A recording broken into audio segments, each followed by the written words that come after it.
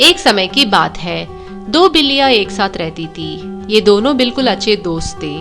एक दिन ये दोनों बिल्लियां यहाँ वहाँ घूम रही थी। अचानक एक सड़क पर उन्हें एक बन मिला। उन्होंने रोटी का टुकड़ा उठाया और यह निर्णय किया कि वे इसे दो में बांट लेंगे। एक टुकड़ा मेरे लिए और एक टुकड़ा तुम्हारे लिए, एक बिल्ली ने कहा। दूसरी बिल्ली तत्काल इस पर सहमत हो गई। उसने निर्णय किया कि वह रोटी को बराबरी से बांटेगा।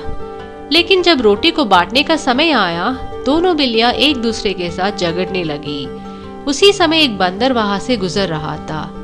जब उसने देखा कि दो बिल्लियां कितनी मूर्खता से झगड़ रही है, तो उसने सोचा, इतनी मूर्ख बिल्लियां, मैं उनकी मदद करना चाहता हूँ। मैं तुम्हारी मदद करूंगा इस रोटी को बराबरी से बांटने में, उसने सुझाव दिया।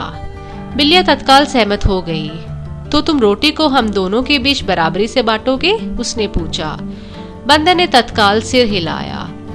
उसके बाद बंदर ने रोटी को दो हिस्सों में बांट दिया, लेकिन दोनों में से एक हिस्सा दूसरे से बड़ा था।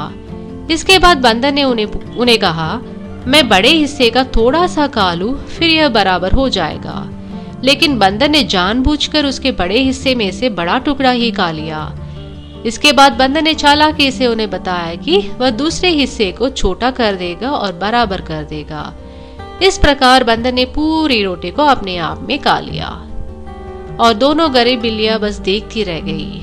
ठीक था, यह एक अच्छा भोजन था। क्षमा करे, इसे बराबरी से बांटना कठिन था। मैं अब चला जाऊंगा, बंदर तेजी से बोला और भाग गया। उसके बाद बिल्लियां समझी कि अगर वे अपने बीच झगड़ा नहीं करते तो ऐसा नहीं होता। इस कहानी से हमें यह सीख मिलती है कि अगर आप अपने बीच लड़ाई करते रहोगे तो हमेशा कोई तीसरा व्यक्ति आपके अवसर को छीन लेगा।